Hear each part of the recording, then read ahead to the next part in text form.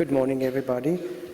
This session was supposed to be chaired by Srimati Sheila Dikshit, who I happened to see the day before yesterday, and she said, "I'm so happy you're speaking because I haven't prepared anything, so please take my time and speak on my behalf." So she's not here today, and I actually did take the 5 minutes that she was to speak, because I'm not speaking so much about my work, but being a historian, I'm speaking about design inputs that have come into India and what is civilizationally ours. Because I was told that the majority of the audience were actually students, but I see a lot of gurus here too. So what is Indian is an interesting, no, actually I wanted to go back. Can we go back or not? Yes. If you look at the map of India and you see the way it is like a diamond in a pack of cards, you'll see the amount of influences we've had. If racially we've come from Ethiopia, then we have a racial memory of Africa already in us. But what is interesting is that Christianity, for example, came to India even before it went to Rome. The only other country which got Christianity before India was Palestine. So we have the Huns, the Sakyas, the Yuchis who came in the 3rd century, the Mongols in the 9th. We've had the Jews who arrived in Kerala. We had the Arabs who came to Sindh. We had the Danish, the Dutch, the Portuguese, the British to stay, the French. So we really can't say what is Indian, because not many other countries in the world of this size have had such a diverse and,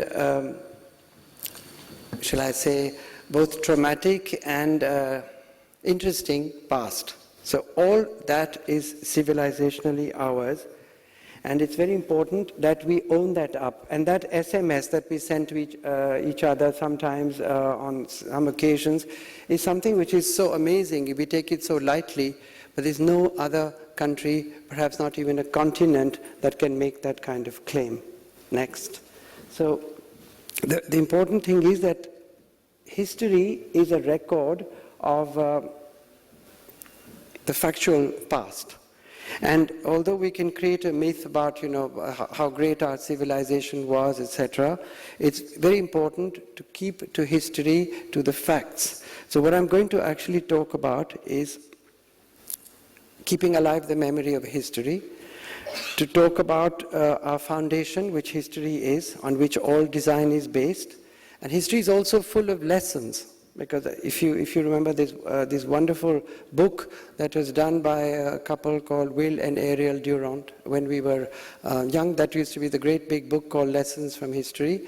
And after Toynbee's book, I think that was the best book. And it's very important to have an unblinkered view of history. And India, we wear the cover of tolerance, and we very often forget what the true history is. Next. So after we've arrived at what is civilizationally ours and what is historically ours, this was actually done for Ms. Sheila Dikshit, but also because we are in Delhi, to say, look at the symbols that we have here. We have the Eiffel Tower, which is the Exposition Universelle of 1900 in Paris. It's a symbol which immediately says Paris, Rio de Janeiro, Copenhagen, New York, and the Sydney Opera.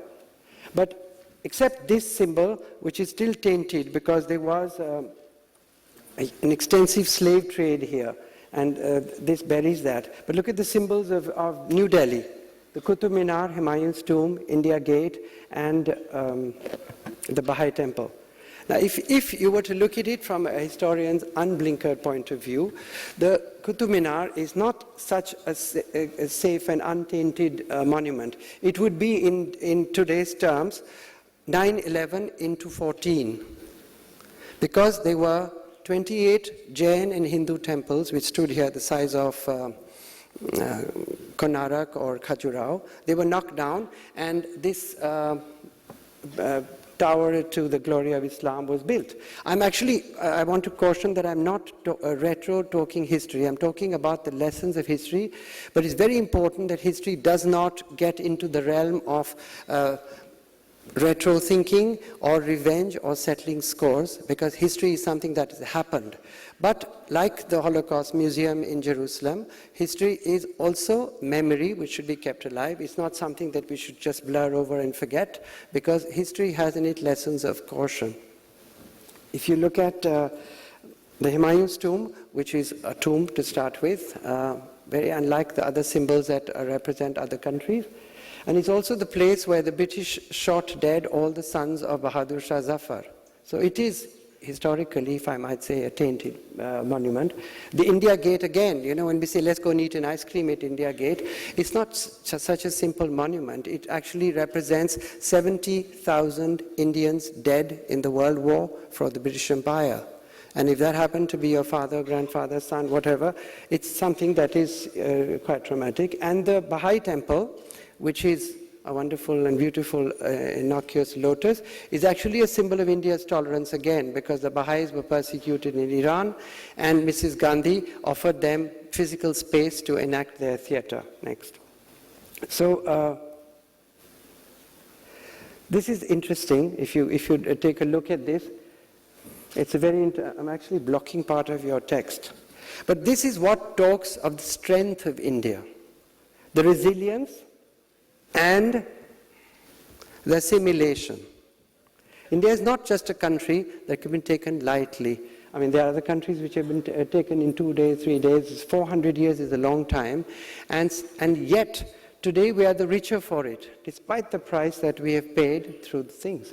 There are a whole list of things which are listed as, for example, we didn't wear tailored clothes before the Islamic invasions, because the needle with which you stitch was made out of bone. And it was considered impure to pass a bone through the fabric that you wore. So you wore, like the ancient civilizations, the Egyptian, the Greek, the Roman, so on, you wore unstitched garments, both the men and the women. Next. But look what India does with this. That is, I think, more important from the design perspective. I was trying to find, recreate a picture of what the Qutub Minar area would have been in the time when these temples were destroyed. There were temples like this. But when Islam does whatever it does, it builds this amazing monument. And in the next picture, see, you'll get to see what the Indian craftspeople do to this. It turns the couplets of the Quran and weaves through it. Next picture. We see, if you look there, maybe you could put some lights off, because it's... You can see how the lotus vines and flower creepers run through this, which is something that hadn't happened anywhere before. Next. So we turn our destruction into something creative. Now this is an interesting historical record. How does design travel? We talk of the Charbagh as Islamic, but one of the greatest civilizations in the world was the Persian. And here is the historic fact of how Khusro's first actually possessed the most extraordinary Charbagh garden carpet. And after he was vanquished, that garden enters the Quran and then travels the world under a new guise. Next. And look what India does with it. This is the Sidi Sayyid Mosque in Ahmedabad, and the Tree of Life, which is interpreted in Masulipatanam and so on in the most magical ways. And this would not have happened if that interaction, however traumatic it was, had not happened. Next. Just look at the madness of what happens on the Indian soil with this clash of two civilizations and then their merger. Next. So some years ago, actually, a group of friends, 4 of us put together, decided that we should do a fun project. So I designed an underground step well in 50 kilometers from here in Haryana. It's very simple to see. We dug a hole, and the earth that we pulled out of this area, we dug a well, we built this whole structure and put the earth on top of it. So it became a very interesting and cool structure. And my closest friend from school saw this and said he was building a house. And he said, why don't you interpret this into a house? Next. Yeah, this is the construction of the step well. Next. Next. All this is buried inside. So you've got 32 rooms which are under the... and when you actually get inside, that is that amazing space. There's a well over there and there are the rooms surrounded. So it's cool in summer and warm in winter. Next. When my friend's house happened to be in Faridabad. This is actually the history of underground architecture in India. I had not really seen this. I did this just for my own intuition because I felt that we could build underground because they didn't have steel and they didn't have pumping systems and so on. Next. So I designed a nice... Yeah, so this is actually the point I was making. That we have a burden of complexes despite the very rich cultural heritage that we have, because our psyche is colonized. We're always still looking across the borders for inspiration for design when all the people have come across our borders and deposited their designs with us. Next. Yes, this is the Mexico City. This is a plan to turn a city square where there's so much heritage architecture, they can't build upwards. They've designed an earth scraper which is 65 stories underground. I think it's yet to be built. But here's an idea which made so much sense if it came from an Indian designer or an architect. Next. So we come to this house which I built for my friend. This is the front of the house. It's a small house. 500 square yards. You enter the front door and you look up and there is this octagonal court, which is where the tulsi grows. And then, next, the back of it is made with 16th century bricks which are available in the area, and the interiors are quite contemporary. And my friend said to me, you've created a problem for me because people stop their car and ring the bell and say, can we enter and see the house? So can't we enter this for a competition? So it was entered for UNESCO competition. And the interesting thing was that a letter came back saying the house is most interesting, but it is derivative. And which is all right because, awards come and go and they're of no importance beyond a certain point. But it's interesting to know that the term derivative is used in India when we borrow from our tradition. Next. And here is Ashoka's palace in Pataliputra, of which we have very little remains, which has a connection with Greece, because his grandmother was Greek. And then there are Persian influences, and that is a column which the Greek ambassador presented the Gupta. So that capital which we use on our national symbol comes from Greece into Gupta sculpture and then into us. And those pictures there is a Jain temple which has bells on it, and Edwin Lutyens saw that near Belgaum, and he invented the New Delhi order by putting those capitals in a sort of clumsy way in his pillars.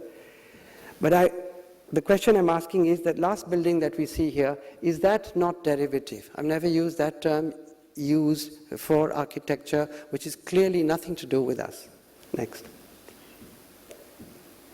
And coming from the culture that we do, we have such extraordinary sensibility. We have connoisseurship, which has been codified to a degree of madness. You have got 9 rasas. You've got, when the whole world has 4 seasons, we have 6 because we have early winter and we have monsoon. Then we have paintings of the Baramasa. We have the 64 yogini temples, which are 64 aspects of a woman. If you ask an American, the moods of a woman, I'm using America as a recent culture without such an initiated past, probably say that when my wife gets mad at me, or she's sexy, or she's beautiful, but to analyze it to 64 it requires a culture which is much more than just profound. Next. And the last picture was actually Ritu Kumar's interpretation of the seasons in a calendar that she did. Next.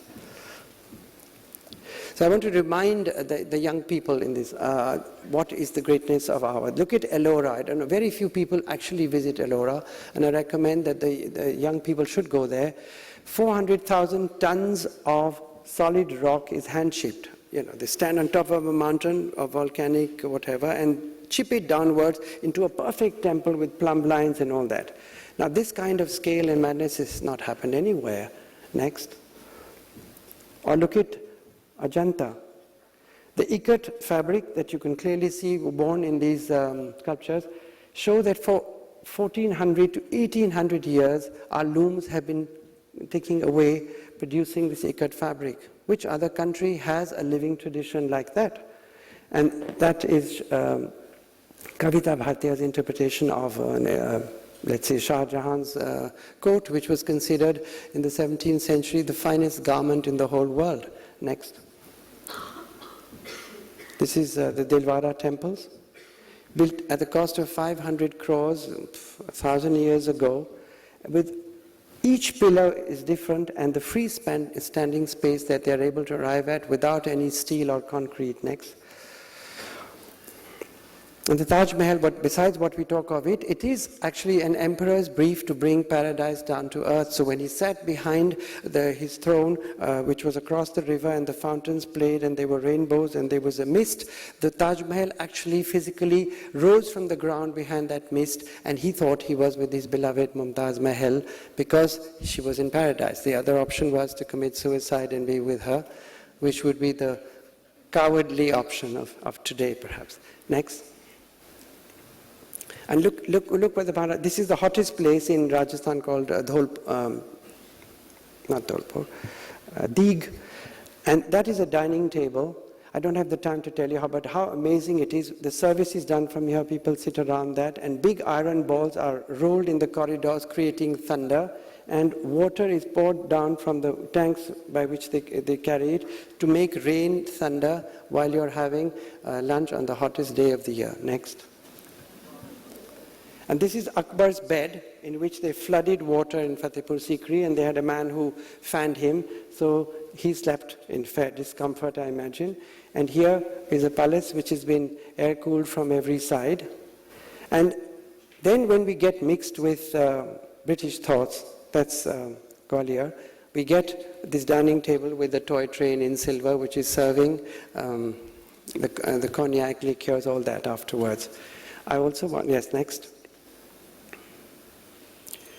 So talking about our strengths, I mean, since there are lots of ladies here, it's interesting to see that the Indian woman has all the options. If you are born in a village in Rajasthan, happen to be a Jat, then you can wear the same fabric throughout your life. You don't look at Elle magazine and say, fuchsia is in vogue, so let's throw away our ghagras and wear something. And they're comfortable in that, in the same way as the Indian Army is comfortable not wearing pink trousers on Tuesdays or something.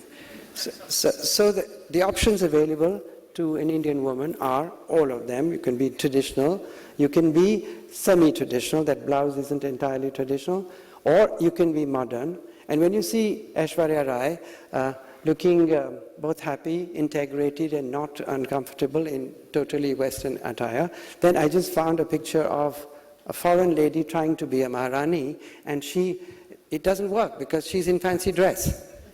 So, with so many options available, these are design options. Next. And we have a wedding, a traditional wedding, then cut a cake, which is not entirely traditional.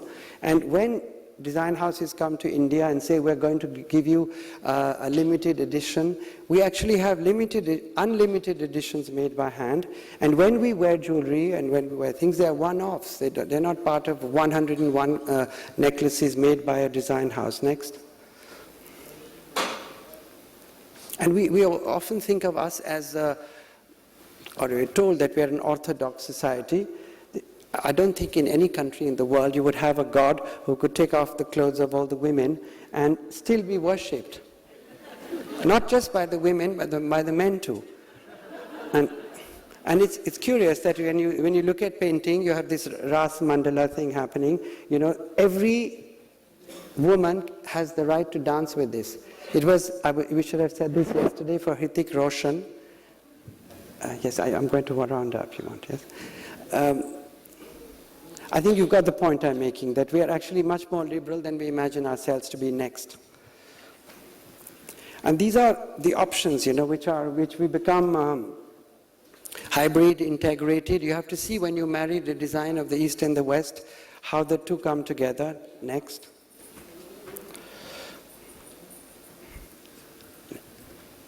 Yes, this is actually when we don't understand a culture. When the train came to India, this is a letter of complaint written by a Bengali gentleman who thought he knew English, to say that he had gone to make nuisance and the guard made the train go off. And he's complaining to say, it is bad if passenger go to make dung, that damn guard no wait train. So actually what's happening is a clash of cultures. And he's not understanding that the train is public transport and we have to be treated in a very different way than your own thing. Next. Or when an Indian Maharaja, this is created for India, not in India, when Nawab of Bhavalpur orders with Christoffel this crazy bed with 4 naked women with wigs and fans and a music box under the mattress, which played 9 tunes when you made love. And he died at the age of 32, using the bed too much, perhaps. Next. Next. This is Dadaism, the movement that you all know about, which was about a century ago. And India, at that stage, must have only looked at all this with awe, wonder, and madness. But next, today, we've come to terms with ourselves and with the world. Next. We have what I call the Dada of Dadas, Subodh Gupta, who turns just an ordinary bucket into a 9-meter sculpture at Saint-Tropez, which is the most chic place, and all these mugs and everyday things, tiffin boxes on a sushi belt. And he turns the utterly mundane into something which is ethereal, because these things go into the churches in France, which is actually as sacred as it can be, in that installation called God is Hungry, and then that skull that he made. Next. And we have the unique capacity to then turn the ethereal into the mundane. This is also all right, and that is also all right. So this is Tejal Shah's work. Or just take gold or silver and turn it into varak and put it on food and eat it up. Next. So I'm happy that I've talked about the general thing. This is about my work, and we can just run through the pictures. There are just a few pictures. My work is about turning national waste into something which is now called Nimranification. Next. Next. Just run them as fast as you can. No, it's over. I know. Next. Just run them through fast. These are some before and after pictures of a project that we are doing. And what is very important for us is that the message in all this is that civilizationally we can own up the whole world. And now that the world is ready to accept us and own us, we have to invent ourselves in a very chameleon avatar, because India has disappointed nobody throughout history. So it certainly cannot disappoint itself. And we must never forget that simplicity was our great motto, and in simplicity lies India's victory. Thank you. Good morning. This is a personal perspective of design here, and a lot of it is basically thoughts of what we've put in on some of the ideas that we are looking at doing in the future, and some that have actually happened in the past. So what I'm going to really take you through is what makes India special through design and the opportunities that really lie forward for us. And a couple of things that I felt from a sensibilities perspective that really talk about us, and therefore through design interpreted in a special way. And you might see a little bit of this in some of the work that we are showing. Very, very briefly put together, but I think one of the key things to discuss here, or at least to mention here, is the whole aspect of India being very absorptive, and we've actually been able to absorb a whole range of external influences, and that's really a strong part of our identity today. It comes down to three things that I believe are quite a strong aspect of design today for India. One of the key things is this whole aspect of trying to build expression and not having anything that's nondescript. Innovation needs to become viral in some sense. I think protecting information is probably not the age today if you want to see design to actually boom. And open source innovation, I think, is one of the key things that really needs to come through for India. So here are just various directions that I believe design can play a fairly significant role. Look at romanticizing pavements. Any street in India, pavements are a very large part of our experience, and we are working now on areas of pavements and looking at how we can engage design and build far more engaging experiences, whether it's waste management, whether it's just the whole experience of moving out of your home and stepping into a car. And that tactile, complete sensorial experience is something that we are building on. I think energy is another area that we can build a lot through design, and we have started a whole range of sculptural installations that are actually for lighting and various other energy conversion product ideas that seamlessly blend energy into products itself. If you look at cities today, the whole aspect of traffic and flow, we are building a simple solution, and this is something which is really for the future.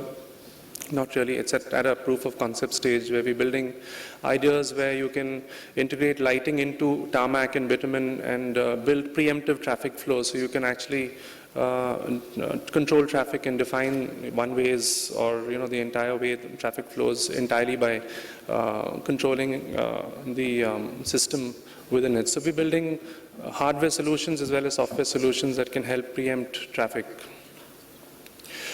Communication in India, again, externally is a fairly big challenge. So we are building simple devices that help a person who is managing traffic to actually help communicate with commuters, and this cuts across languages and basically gives a person a very, very simple tool to be able to interpret and control larger a number of people.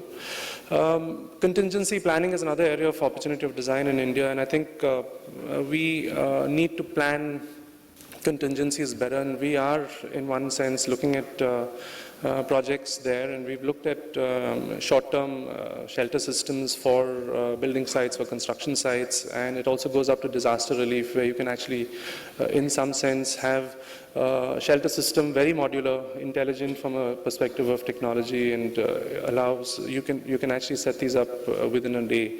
So these are again things that we believe are opportunities that define a very unique problem in India.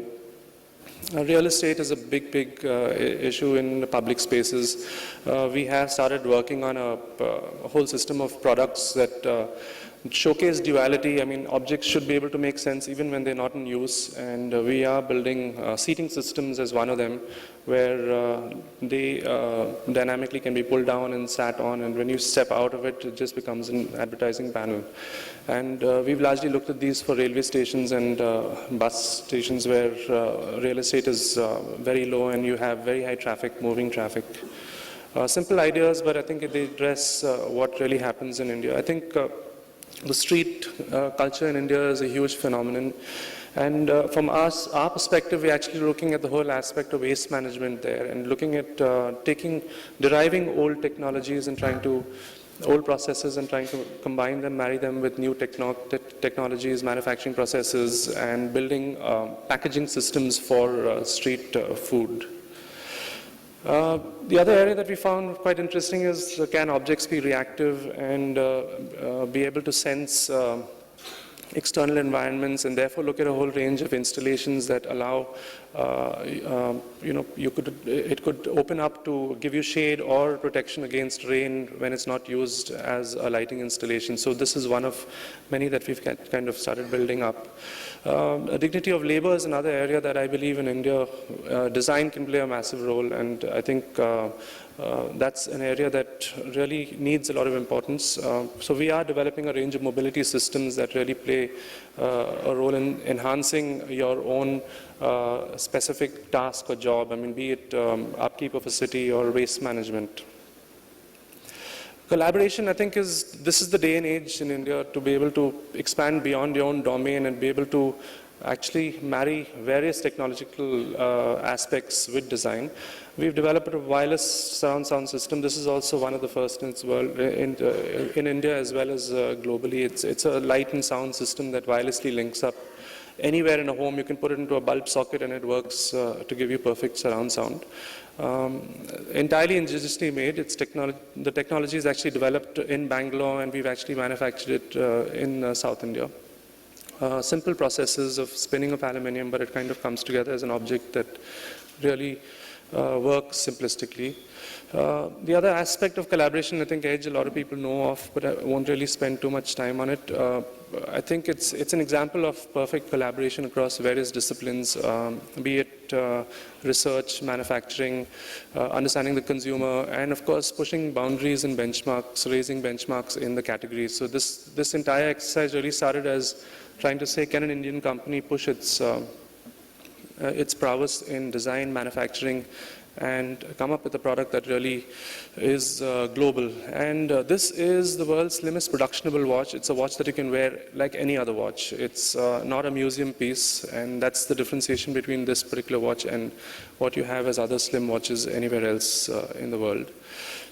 I think in India, economies of scale is a huge opportunity. I think most designers really see it as a compromise, but what we need to do is to see economies of scale as something that can really create new opportunities in design.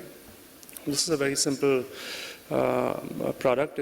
We've actually, through design, reduced the weight of the bottle to a very, very low margin, and therefore have design actually be instilled in products that are very, very inexpensive as well.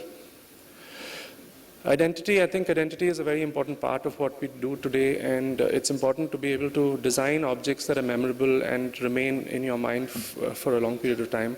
I've done a lot of work on watches in the past, and I just pulled out one example of how we looked at bringing architecture onto your wrist, and I think the watch is an interesting product. It's a real estate on your wrist that is very, very small, and it's almost bringing you're bringing it alive as an object. And one of the things that we really found interesting is that can we take a very, very large scale and see if we can abstract it or create a sculptural expression on your wrist. So we took architecture and what we saw of that interpreted in the form of a watch. I think identity straddles across every single product that you do, be it a bar of soap. This is just a shower gel soap that was designed for a company here, and we looked at the whole dewdrop and the translucency of that kind of created a very, very simple shape. So I think the point here is that we need to make objects that are memorable and integrate into your lives seamlessly.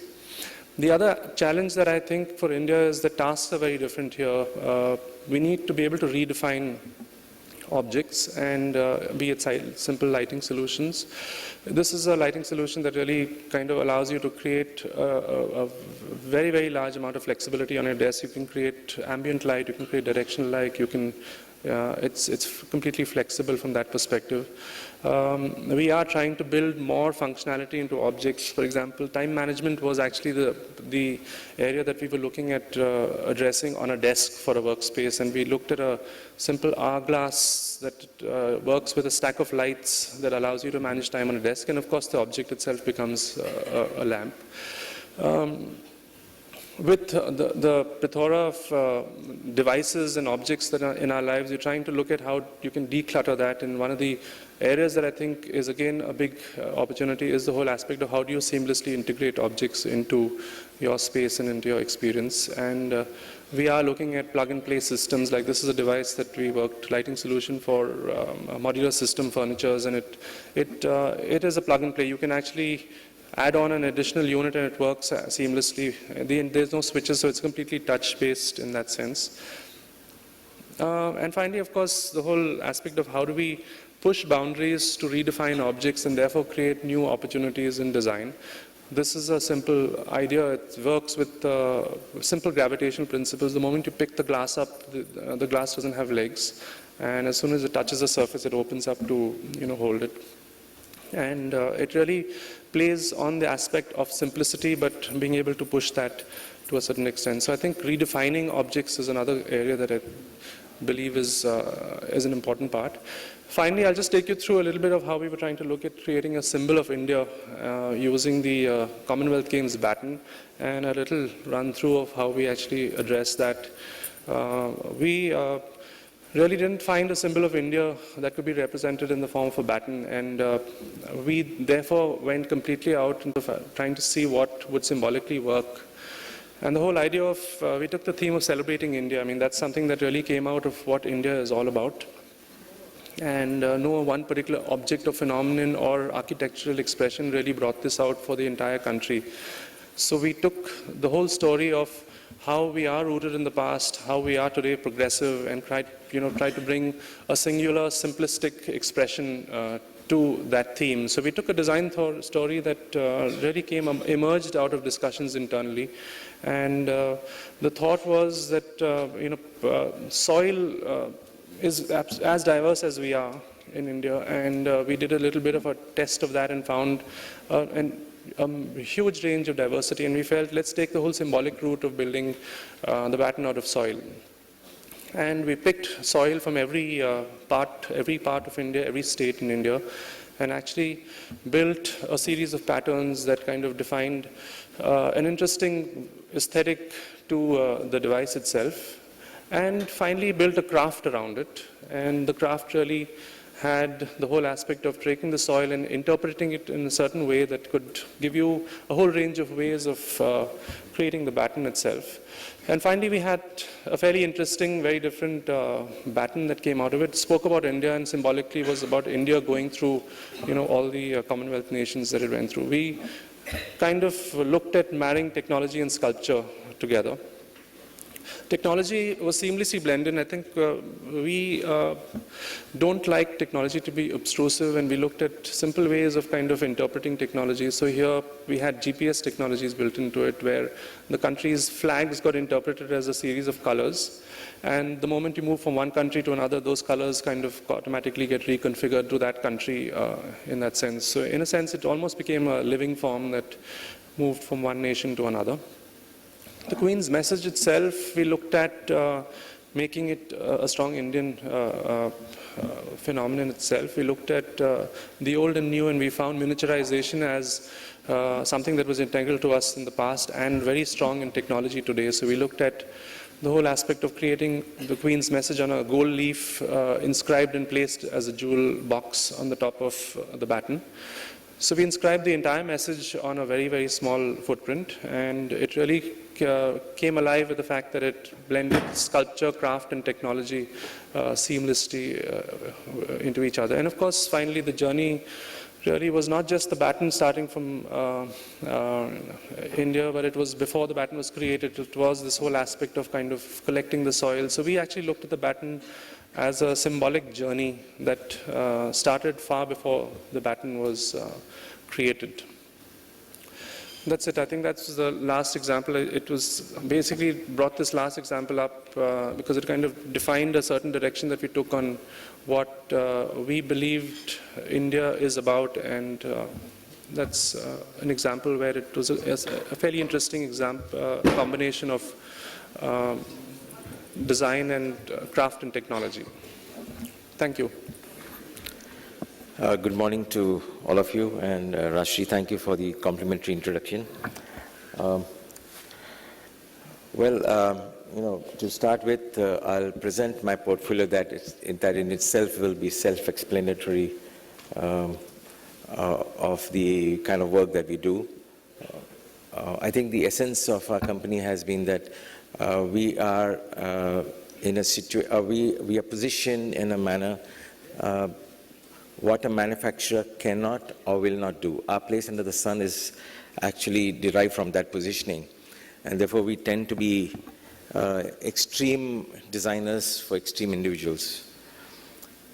So having said that, I think I'll talk to you of the essence of our company. The philosophy is, of course, wow, we never undertake any project if it doesn't excite us on style, quality, and service. And the vision was to be a leading design company competing with the best in the world.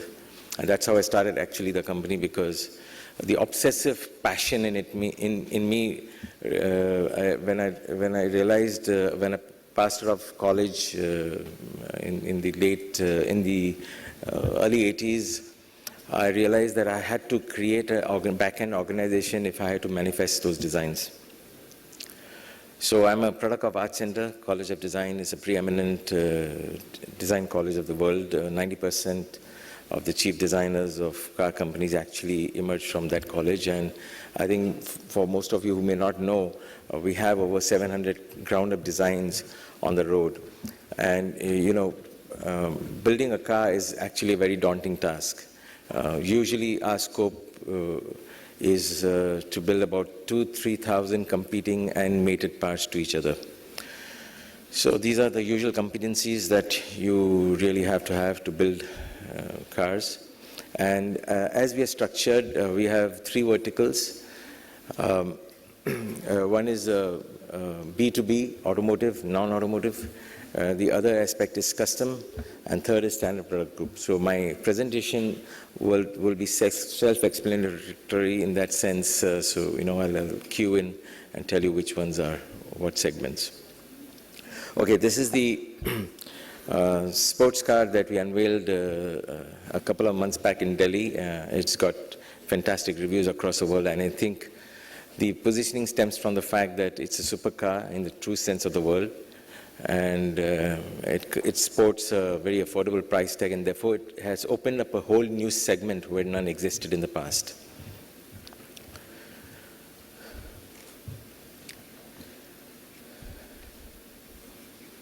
We call it the Avanti. Some of the B2B work that we do, in this case was for Maruti Udyog, that also was, it's a hybrid Manza.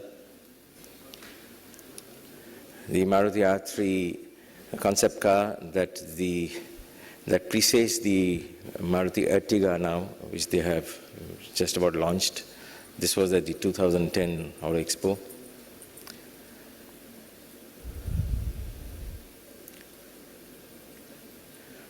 Some of the international projects that we do, in this case was for Renault. This is an electric car. It's now in production in Europe. The Mini crossover, it's again in production. Some of these projects, of course, you won't find them on a website because they are precluded from really publicizing them, but these are the projects that we're showing you have found their way into the public domain, and therefore we're cherry picking and showing you. 90% of our output actually is for advanced models, and therefore we ourselves within the company are not allowed to even have photographs. This is the progenitor of the Chevrolet Beat that you see on the streets. This was done for General Motors. Of course, this is a two-door coupe, and it debuted at the New York Motor Show.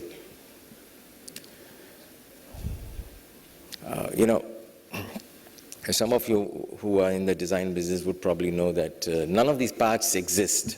So right from the instrument to the glasses, to the steering wheels, to the tire, to the wheel, we have to actually generate from data. Some of the projects that we've done for Renault, it's a Logan Step. It's first now sold in Europe. Some of the custom jobs for rich individuals in the Middle East. This is a two-door coupe on the Porsche Cayenne. The S-Class 2-to-1 stretch. The Aston Martin, this was our actual, breakthrough in the world of concept car development and prototyping. This was in 2003, and that was the essence of the company. We actually incepted the company to be able to do stuff like this. This is the electric car, Reva. Mahindras have committed to put this car on the road ever since acquired Reva. This car should be on the road in the next couple of months, I guess in the next 2 months. Again, some concept car for Reva. Some of the concept work that we've done for Indian manufacturers, in this case for Force Motors. This is benchmark on the Hummer H1. Some tractors, of course, non-farm tractors for Mahindras.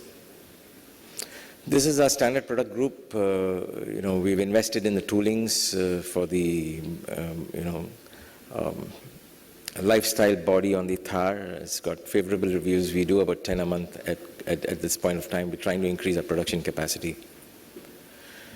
So the other standard product groups, like the Fortuner, are basically a business class travel, much like you would find in very, very high-end private jets.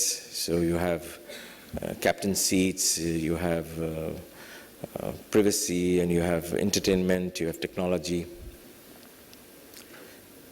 An SUV that we did a couple of years back, it's called the Imperator. This is based on the Audi Q7. Some vans that we do, in this case was based on the Tata Winger.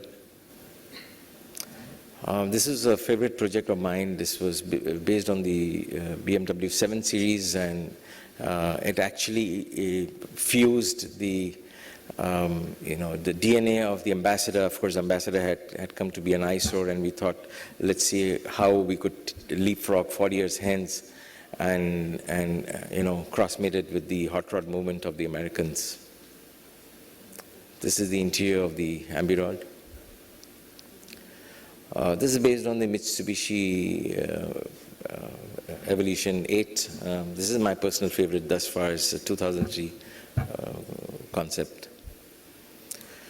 The Infidel based on a mid-engine Toyota MR2, and this was our first showing at the Geneva Motor Show. We're very proud of the fact that we have been showing in the early part of this decade at the Geneva Motor Show, and the entry to the Geneva Motor Show does not come about just because you're able to pay fees. They have a strict scrutiny, to understand your profile, and we've always made that great. The Lille at the Euromold in Germany. Some of the concept cars, this is for an upcoming big budget movie you'll see across the screens in the world. This is a Tarzan the Wonder car. Some of the standard products that we have based on the LCVs. Some interior jobs for very passionate people in the Middle East. This is the interior of the H1 Hummer. Some replicas, the 300 SLR, again built in aluminum, as close as to the original. Some bespoke work for British clients. In this case, it was akin to selling ice to an Eskimo, because Rolls-Royce stands for what's finest in British craftsmanship, and we actually created this car in India and exported it back to England. Some Land Cruisers for customers in the Middle East. This was a 500 design in the year 2004. This is based on the Mitsubishi Montero, or the Pajero as they call it in India. Some non-automotive or non-automotive B2B projects for promotional purposes. This is based on the Honda Civic. The interior business tends to be quite a large one for us. We've evolved into, because that's a value that we are providing for gridlock cities, people who want to commute and they're sitting in traffic. It's created a strong vertical. We have over 600 employees in our company as of now. And this is on the Mercedes van interior, and it's actually benchmarked to a private jet. Some stretch jobs on a 220 Mercedes.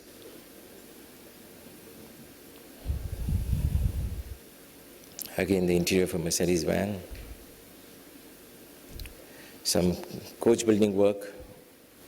We do quite a few of them now. In fact, our design capability has incepted a new business case for some tour operators where they're flying business class buses. In fact, from even Delhi to Chandigarh, from Bangalore to Chennai, and we see a huge explosive growth in this segment as well. Some of the business packages, relatively low cost, in this case for the Innova, again for the Fortuner, for the Winger, some of the bespoke coaches for some of the film stars.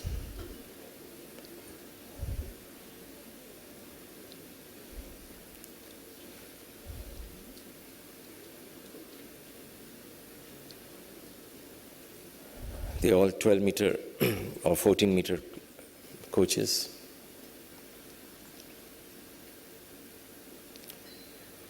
Executive carriers.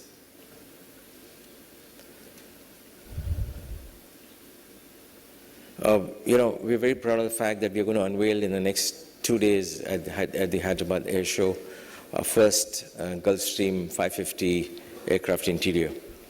And I think that could be a really proud moment for India as well.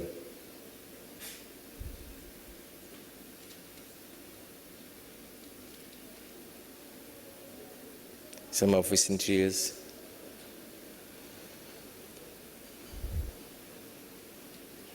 Home interiors, home theaters, and some art and sculpture. That's been my personal passion and hobby. And we're very amused by this fact that, there was a brand trust report, and actually design enabled me to be there, so very proud of the fact. It means the power of design you cannot ignore, really. And we will coverage because we are very unique in India. Thank you. I thought that could be as brief as possible.